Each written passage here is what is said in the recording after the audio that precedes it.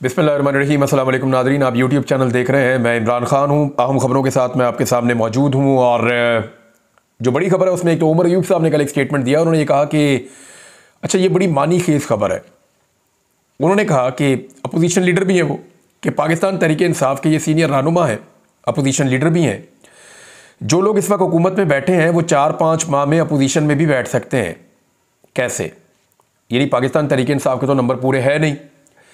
अब क्या वो इस हुकूमत के किसी इत्तेहादी को तोड़कर इक़्तिदार में आ जाएंगे? ये भी पॉसिबल नहीं लगता, क्योंकि MQM या पीपल्स पार्टी, इन दोनों को साथ मिलाना पड़ेगा पाकिस्तान तहरीक इंसाफ को मौजूदा हालात में। या एक चीज़ और है कि उनको ये लगता है कि उन्हें उनका मैंडेट वापस मिल जाएगा। मखसूस नशिस्तों का मामला जो है सुप्रीम कोर्ट ऑफ पाकिस्तान में गया है। बैरिस्टर गौहर की मुबैना तौर पर खबरें भी आई है, उनकी मुलाकात हुई सुप्रीम कोर्ट के रजिस्ट्रार से, और उन्होंने बताया कि जनाब हमारे केसेस लगे हुए सुने नहीं जा रहे। इमरान खान साहब ने खत भी लिखा है चीफ जस्टिस कादी फायज ईसा साहब को। उसका फ़ायदा होता है या नहीं होता, लेकिन कम से कम वो चीज़ों को रिकॉर्ड के ऊपर लेकर आए हैं, और रिकॉर्ड पर लाकर वो ये बता रहे हैं कि जनाब ये चीज़ें इस मुल्क में हो रही हैं। You are the chief justice of Pakistan and it is your responsibility कि पाकिस्तान में रूल ऑफ लॉ हो और इंसाफ की फराहमी अदालतों के ज़रिए से हो।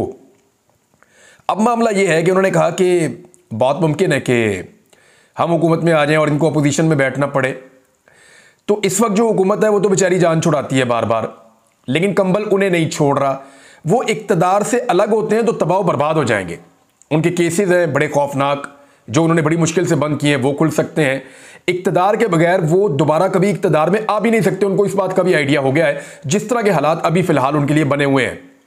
आइंदा एक बड़े लंबे अरसे तक इस ख़ानदान का इक़्तिदार का ख्वाब जो है वो अधूरा रह जाएगा, और बहुत मुमकिन है कि इन पार्टियों के अंदर ऐसे हालात पैदा हो जाएं कि ये अपने इन खानदानों से जान छुड़ाना शुरू कर दें। ख़ास तौर पे शरीफ खानदान जैसे मुसल्लत है एक बड़ी पॉलिटिकल पार्टी के ऊपर।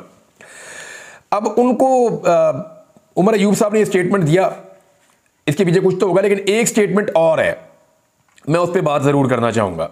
ये स्टेटमेंट दिया है बैरिस्टर गौहर खान साहब ने, चेयरमैन पाकिस्तान तहरीक इंसाफ हैं।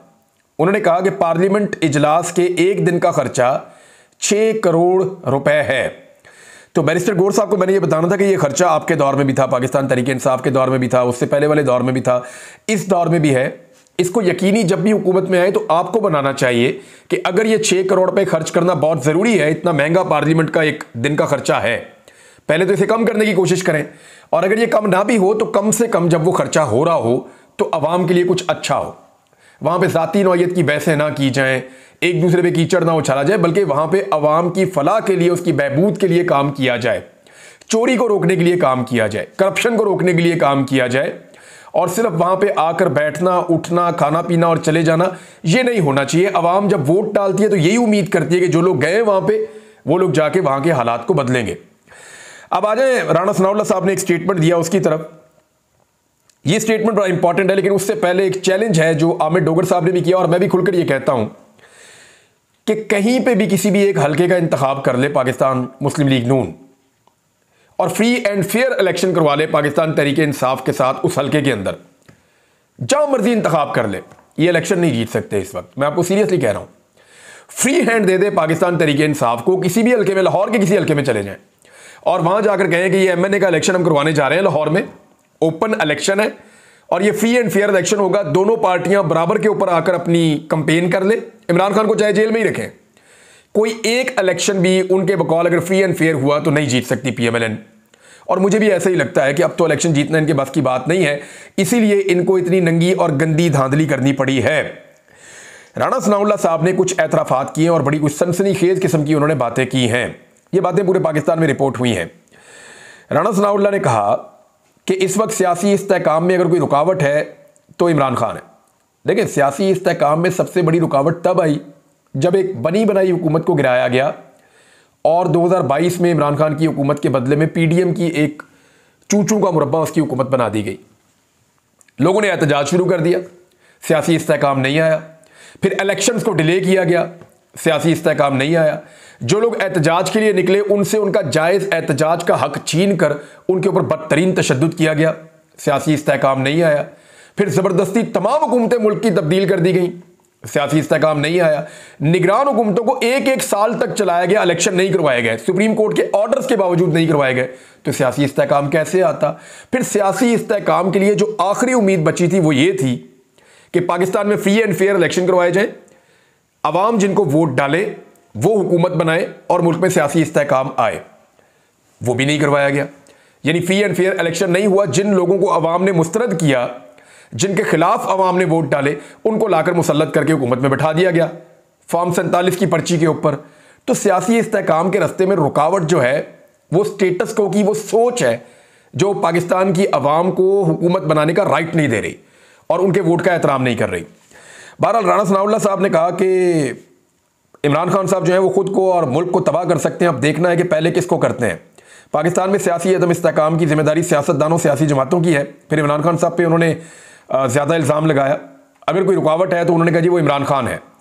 हम समझते थे इमरान खान मुज़ामत नहीं कर सकेंगे, लेकिन उन्होंने मुज़ामत की है, ये भी एतराफ़ किया उन्होंने। यानी ये तो सब कहते हैं ना, इमरान खान के जितने मुखालिफिन हैं वो कहते थे जी नशा करता है, वो कहते थे 4 दिन नहीं निकाल पाएगा, सोने का चमचा लेकर रहता है, ये कहाँ से 4 दिन निकालेगा जेल के अंदर, लग्जरी लाइफ की आदत है, कुछ नहीं कर पाएगा, 2 दिन नहीं गुजारेगा, कोई कहता था 4 दिन नहीं गुजारेगा, कोई कहता था हुकूमत से निकलकर भाग जाएगा मुल्क से। वो डर गया। सबकी असेसमेंट गलत साबित हो गई कि इमरान खान साहब जो हैं वो डट नहीं सकते और वो कभी भी मुकाबला नहीं करेंगे, मुज़ामत नहीं करेंगे। लेकिन इमरान खान ने मुज़ामत की। राणा सनाउल्लाह ने इसी जगह पे ये भी एतराफ़ किया कि उन्होंने मफामत की। उन्होंने कहा जी हमारी मफामत और इमरान खान की मुज़ामत, इसके बीच में हम फंसे हुए हैं। बहरहाल साथ ही उन्होंने ये कहा कि ये साजिश है, कोई इलेक्शन के अंदर कोई सिलेक्शन नहीं हुई, ना किसी को टारगेट किया गया। हालांकि थोड़े दिन पहले राणा सनाउल्लाह साहब अपने मुंह से कह रहे थे, क्योंकि राणा सनाउल्लाह साहब को कोई ओहदा ऑफर नहीं किया गया था, अब मुबैना तौर पर उन्हें ओहदा ऑफर कर दिया गया है, तो अब उनकी सोच बदलना शुरू हुई है।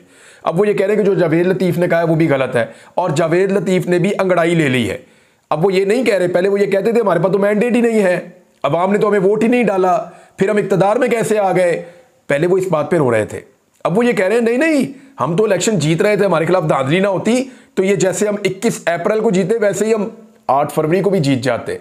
अब उन्होंने भी मौक़िफ़ बदला, राणा सनाउल्लाह ने भी मौक़िफ़ बदला, लेकिन वो सारी चीज़ें अब रिकॉर्ड पे आ चुकी हैं और सबको पता है कि इन्होंने क्या कहा था। नवाज शरीफ साहब ने इनको इस्तेमाल किया for the time being, pressure एक बढ़ाने के लिए। फिर इन्होंने ज़िमनी इलेक्शन के अंदर सारी सीटें जीती, ज़बरदस्ती जैसे भी इन्होंने करना था। वो अपना इमेज वापस लाना चाह रहे हैं कि हम पंजाब को जीत सकते हैं, लेकिन कख वापस नहीं आएगा, हालात बहुत पतले हैं इनके। उन्होंने कहा जी मैं अपनी शिकस्त पे बहुत सारी बातें निकाल सकता हूँ। फिर उन्होंने कहा कि मियाँ जावेद लतीफ़ साहब के बयानात को भी उन्होंने डिसोन कर दिया। उन्होंने कहा मुझ पर हेरोइन का केस करवाने वाला इमरान खान था और करने वाला कमर जावेद बाजवा ही था। तो जब कमर जावेद बाजवा साहब के दौर में राणा सनाउल्लाह साहब बने थे वज़ीर दाखिला, तो तब तो उन्होंने ये बात नहीं की। वैसे तब की भी नहीं जाती, जब तक कोई आर्मी चीफ होता है बहुत मुश्किल होता है उसके खिलाफ बात करना। बहुत सारी चीज़ें आप जानते हैं, आपको पता होता है, लेकिन पाकिस्तान जैसे मुल्क के अंदर तो तबाही फिर जाती है। वो तो एक ऐसा तूफान आता है, इस तरह की बंदे की बर्बादी होती है, पूरा का पूरा ख़ानदान उजाड़ देते हैं। तो राणा सनाउल्लाह जो है वो बेचारे डर गए और उन्होंने कमर जावेद बाजवा साहब के बारे में उस वक्त बात नहीं की, और अब जो है वो उन्होंने बात की है। और अब तो वो ये भी बता रहे हैं कि मेरी एक दिन जनरल कमर जावेद बाजवा से तलखी भी हो गई थी। तो ये उस वक्त नहीं बताया था इन्होंने, लेकिन अब ये वो बता रहे हैं कि मेरे ऊपर केस करने वाले जनरल कमर जावेद बाजवा साहब थे, वो इमरान खान साहब नहीं थे। साथ ही साथ उन्होंने कहा कि कानून नाफिज करने वाले इदारे को हक नहीं है कि वो चादर और चार दीवारी का तकद्दुस पामाल करे। वैसे कमाल हो गया, एक वज़ीर दाखिला राणा सनाउल्लाह और एक वज़ीर दाखिला मोहसिन नकवी, इन दोनों ने स्टेटमेंट दिया है कि चादर और चार दीवारी का तकद्दुस पामाल नहीं होना चाहिए। और पाकिस्तान की तारीख रिकॉर्ड है कि जितना चादर और चार दीवारी का तकद्दुस इन दोनों अफराद की वजारत दाखिला के अंदर पामाल हुआ है, या मोहसिन नकवी की वजारत आला पंजाब के अंदर पामाल हुआ है, इतना पाकिस्तान की तारीख में कभी नहीं हुआ। जितना इन्होंने लोगों की दीवारें फलांगी हैं, जितना इन्होंने ब्रूटल टॉर्चर किया, लोगों की गाड़ियां तोड़ी, उनके घर तोड़े, उनके फार्म हाउसेस तोड़े, उनके अंदर घुस गए, खवातीन को हरासा किया, लोगों के बेडरूम्स तक चले गए। अगर मैं वीडियो भी निकालूं ना तो 150-200 वीडियोस तो निकाल सकता हूं मैं, जिनके अंदर नजर आ रहा है कि इन्होंने किस तरह लोगों की चादर और चार दीवारी का तकद्दुस पामाल किया। तो उन्होंने कहा कानून नाफिज करने वाले किसी इदारे को हक नहीं है। वजह यह है कि जब आग लगती है ना तो सबके घर पे आती है। राणा साहब समझदार आदमी है, उन्हें पता चल गया है कि जो हमने एक सिलसिला शुरू किया है ये थमेगा नहीं, ये हमारे घरों तक आएगा। बहरहाल राणा सनाउल्लाह साहब का स्टेटमेंट है, मैंने आपके सामने रख दिया, आप खुद इंसाफ कर लीजिए कि इन लोगों ने क्या किया था। फिर उन्होंने कहा कि मोहसिन नकवी सिर्फ नून लीग की वजह से नहीं, कुछ और वजूहात पर भी वजीर बने हैं। साथ ही साथ राणा सनाउल्लाह साहब ने वो बयानिया जो नवाज शरीफ ने, राणा सनाउल्लाह ने, शहबाज शरीफ ने, इनकी सारी पार्टी ने, मरियम नवाज ने, इन्होंने रज के जो बयानिया बेचा था कि जनरल फैद हमीद ने या एस्टेब्लिशमेंट ने उस दौर में फैजाबाद का धरना दिलवाया था, उसके ऊपर अब यू टर्न ले लिया है। क्या कह रहे हैं? राणा सनाउल्लाह कह रहे हैं कि फैजाबाद धरना तहरीक लब्बैक का अपना फैसला था, इन्हें किसी ने नहीं उकसाया। यह कहना गलत है कि तहरीक लब्बैक के धरने के लिए किसी ने कहा था। जब धरना लाहौर से निकला तो इस वक्त वज़ीर कानून था, मुज़ाकरात किए, इन्होंने इस्तीफ़ा मांगा वफाकी वज़ीर जाहिद हामिद का, और फिर इनको भिजवा दिया। हमने कहा इंक्वायरी करवाएंगे, इंक्वायरी के अंदर कोई हम जल्दी ना कर पाए तो फिर ये चले गए इस्लामाबाद, हमने जाने दिया। और वफाकी हुकूमत और तमाम एजेंसियों ने फैसला किया कि इनको नहीं रोकना क्योंकि अमवात का खदशा था। जब इस्लामाबाद में मुज़ाकरात कामयाब ना हुए तो हुकूमत ने ऑपरेशन किया, वो भी नाकाम हो गया। इसके बाद फैज़ हमीद और कमर जावेद बाजुओं ने कहा कि इसको ख़त्म करें और इस्तीफ़ा दे दें। इसके लिए यह कहना गलत है कि टीएलपी को किसी ने उकसाया था। राणा सनाउल्लाह साहब एतराफ़ कर रहे हैं कि वो गलत बात थी। जो प्रोपेगेंडा इन्होंने किया उस वक्त इमरान खान के ऊपर या उस वक्त की इस्टेब्लिशमेंट के ऊपर, वो गलत प्रोपेगेंडा था। राणा सनाउल्लाह ने खुद एतराफ़ जुर्म किया। अब जितने सहाफ़ी इसके ऊपर चिल्ला रहे थे, उछल कूद कर रहे थे, उन सबको अपनी तस्हीह कर लेनी चाहिए और राणा सनाउल्लाह से पूछना चाहिए कि जनाब हमसे आपने स्टेटमेंट दिलवा दिए और हमें आप लोग कुछ और कहते रहे मीटिंग्स के अंदर, और अब आप एतराफ़ जुर्म कर रहे हैं, खुद कह रहे हैं कि जनाब कोई भी नहीं था। तो मैंने आपसे पहले भी कहा कि कैप्टन सफदर को चेक करें, ट्रैक करें, उन दिनों में वो कहाँ थे, तो आपको बहुत सारी चीज़ें पता चलेंगी। एक और उन्होंने बात की राणा सनाउल्लाह ने, पाकिस्तान तहरीक इंसाफ की क़यादत मुज़ाकरात करे तो इमरान खान की रिहाई बड़ी बात नहीं है। अच्छा, इस पर आप गौर कीजिए, रिहाई क्या मुज़ाकरात के साथ मशरूत होगी या इंसाफ के साथ मशरूत होगी? राणा सनाउल्लाह ने यहां कंफर्म किया है। देखें, पॉलिटिकल पार्टी तो पॉलिटिकल बात करेगी ना, वो सियासी बात करेगी, सियासी मुज़ाकरात करेगी। इनका मतलब यह है कि सियासी मुज़ाकरात किए जाएं, पाकिस्तान तहरीक इंसाफ इस गवर्नमेंट को तस्लीम करे, इस गवर्नमेंट के साथ मामलात को आगे बढ़ाए तो इमरान खान को हम आज़ाद कर सकते हैं। यानी इमरान खान के जो केसेस हैं वो जाली हैं, झूठे हैं, उनका कोई कानूनी हैसियत नहीं है, वो सिर्फ सियासी बुनियादों पर बनाए गए हैं और वो तब तक इमरान खान को अंदर रखा जाएगा जब तक कि उसकी पार्टी उन शराइत के ऊपर या उन बातों पे नहीं आ जाती जो बातें राणा सनाउल्लाह साहब कह रहे हैं या कहना चाहते हैं उनकी पार्टी, या जो उनसे मनवाना चाहती हैं स्टेटस को की ताकतें। तो अब मामला यह है कि इमरान खान साहब तो नहीं मान रहे और उनकी पार्टी एक एहतजाजी तहरीक शुरू करने जा रही है। तो जब यह एहतजाजी तहरीक शुरू हो जाएगी तो देखते हैं पब्लिक कितना प्रेशर बढ़ा पाती है, क्योंकि जो पब्लिक प्रेशर होता है वो हमेशा टेबल के ऊपर मुज़ाकरात में मदद करता है फ्री कैन की, और जिनकी तरफ से प्रेशर होता है वो अपनी ज्यादा बात मनवा सकते हैं। साइफर का मुकदमा नादरीन चल रहा है, कल भी उसकी समाअत हुई और उसकी समाअत जो है वो भी जारी रहेगी। और इसमें एक चीज़ बड़ी इंपॉर्टेंट आई है, ये फौजदारी मुकदमा है, शक का मामूली सा फ़ायदा भी मुल्जिमान को ही जाएगा, ये अदालत के रिमार्क्स आए हैं और अब इसको कंक्लूड किया जा रहा है प्रोसिक्यूटर की जानिब से। यानी जो सरकारी वकील हैं वो अब अपने दलाइल दे रहे हैं। इमरान खान साहब के जो वकील हैं उनके बकौल वो साइफर केस को सिफर कर चुके हैं अपने दलाइल में। अब सरकारी वकील की बारी है और मेरी इत्तला के मुताबिक यही है कि सरकारी वकील सिर्फ टाइम गेन करेंगे। अदालत जब भी साइफर केस का फैसला देगी तो इसमें इमरान खान साहब निकल जाएंगे और उनकी इसमें ज़मानत हो जाएगी फौरी तौर पे, या ये केस ख़त्म भी हो सकता है। एक और चीज़ है, सज़ा मुअत्तल भी हो सकती है, लेकिन एक और चीज़ है वो ये है कि इमरान खान साहब को अगर जेल में रखना मकसूद है स्टेटस को की जानिब से, तो फिर कोई नया मुकदमा, कोई नई चीज़ कहीं ना कहीं से कोई चीज़ हैंडल कर ली जाएगी, वरना और उसकी गिरफ्तारी डाल दी जाएगी इमरान खान साहब की उस मामले में। वरना ये जो केसेस हैं 3-4, इनके अंदर तो इमरान खान साहब बड़े आराम से निकलते हुए दिखाई दे रहे हैं। नाज़रीन, दो बड़ी इंपॉर्टेंट खबरें हैं। एक तो जो जजेस हैं उनसे जुड़ी हुई खबर है।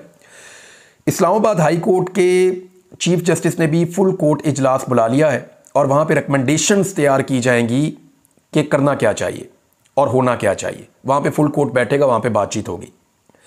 इसी तरह जो लाहौर हाई कोर्ट है वहाँ पे रिकमेंडेशंस के लिए इजलास हो चुका है कल, और उसमें जो मैंने कुछ कोर्ट रिपोर्टर से बात की, जो मुझे पता चला, मैं आपके सामने रख देता हूँ।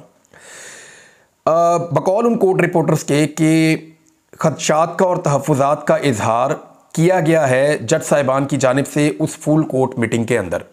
ये कुछ रिपोर्टर्स ने मुझे बात बताई है और सुप्रीम कोर्ट ऑफ पाकिस्तान को इन सारी रिकमेंडेशन से आगाह कर दिया जाएगा। सुप्रीम कोर्ट के अंदर जब ये मामला जाएगा तो फिर लाजमन 29 तारीख को जब केस लगेगा तब तक बाकी जो हाई कोर्ट्स हैं वहाँ से भी मामला आ जाएगा। सुप्रीम कोर्ट के रजिस्ट्रार ने सबको जो है वो ये भेजा हुआ है कि तमाम हाई कोर्ट के जजेस जो हैं वो इसके ऊपर अपनी राय पेश करें या अपनी रिकमेंडेशंस दें। तो वो जो रिकमेंडेशंस आएंगी उनकी रोशनी में सुप्रीम कोर्ट का फुल कोर्ट इस मामले को आगे बढ़ाएगा और पता चलेगा कि एक्चुअली किस नौयत की रिकमेंडेशंस आ रही हैं और मामला कितना संजीदा है। लेकिन तहफ़्फ़ुज़ात और खदशात ये तमाम कोर्ट्स के अंदर मौजूद हैं। ख़ास तौर पे मैं अब जज साहब का नाम नहीं लूँगा, लेकिन परवेज़ इलाही वाले मामले पे भी बात की गई और दीगर कुछ मामलात पे बात की गई कि जब हम कोई काम करना चाहते हैं या कोई ऑर्डर जारी करते हैं तो इंतज़ामिया उसकी पासदारी नहीं करती, उसके ऊपर अमल दरामद नहीं करती। यानी परवेज़ इलाही वाला मामला ऐसे था कि अदालत ऑर्डर देती है कि ये अब अदालत की तहवील में है, रजिस्ट्रार को हुक्म दिया जाता है कि इनको हिफाजत के साथ इनके घर पहुँचाया जाए और फिर एक और कैपिटल सिटी से पुलिस आती है इस्लामाबाद से, वो उनको उठा के ले जाती है। तौहीन अदालत लगती है, अब तक कुछ नहीं हुआ, उसके ऊपर कोई कार्रवाई नहीं है। तो ये जो मामलात हैं ये वहाँ पर डिस्कस हुए। तो कुछ जो सियासी नौयत के केसेस हैं उनमें हर तरफ अदालतों के अंदर इसी किस्म की बेचैनी और ऐसा प्रेशर मौजूद है। और अब जो रिकमेंडेशंस आएंगी तो पता चलेगा कि 29 अप्रैल से ये मामला किस तरफ को बढ़ता है। नाज़रीन, एक और हसास मामला है, इस पे बात मैं अगले वीलॉग में पूरी करूंगा, लेकिन कुछ चीज़ें आपके सामने मैं रख देता हूं कि नवाज शरीफ चीन जा रहे हैं और ईरान के सदर पाकिस्तान के अंदर मौजूद हैं। क्या ये अमेरिका के लिए एक पैगाम है उस वक्त जब IMF ने पाकिस्तान को उन ममालिक की लिस्ट में शामिल कर दिया है जहाँ पे कोई भी सरमायाकारी नहीं करेगा, यानी सोमालिया, इराक, अफ़गानिस्तान, यमन, शाम, ऐसे मुल्कों की लिस्ट में शामिल किया जहाँ कोई सरमायाकारी नहीं करना चाहता। अमेरिका या अमेरिकन एस्टेब्लिशमेंट से पाकिस्तान क्या चाहता है या PMLN की हुकूमत क्या चाहती है और क्या जो वो चाहते हैं उसके हुसूल के लिए वो कुछ प्रेशर बढ़ाना चाह रहे हैं, क्योंकि ईरान को भी चंद चीज़ों के खदशात हैं। वो इसराइल के साथ एक जंग जैसी कैफियत में है और अगर पाकिस्तान से मदद मिलती है इसराइल या उसके इत्तेहादियों को या अमेरिका को या उसके इत्तेहादियों में से किसी को, तो ईरान के लिए मुश्किलात बढ़ सकती हैं। तो ईरान के सदर का दौरा ईरान के लिए भी बहुत इंपॉर्टेंट है, पाकिस्तान के लिए भी बहुत इंपॉर्टेंट है। लेकिन नवाज शरीफ चाइना किस चक्कर में जा रहे हैं, जबकि अभी हाल ही में एक मुलाकात हुई है इसहाक डार साहब की अमेरिकन सफ़ीर से भी। ये जो खबर है ना, ये मैं आपको बताऊंगा। नवाज शरीफ साहब वहाँ पे सरकारी प्रोटोकॉल इस्तेमाल करेंगे, सरकारी वसाइल इस्तेमाल करेंगे और किस तरीके से करेंगे, ये सारी चीज़ों पे नज़र रखेंगे, मैं आपको बताऊंगा, क्योंकि ये बड़ी इंपॉर्टेंट खबर है। इस पर एक अलग वीलॉग होगा। अब तक के लिए इतना ही, अपना ख्याल रखिएगा, अपने चैनल का भी। अल्लाह हाफ़िज़।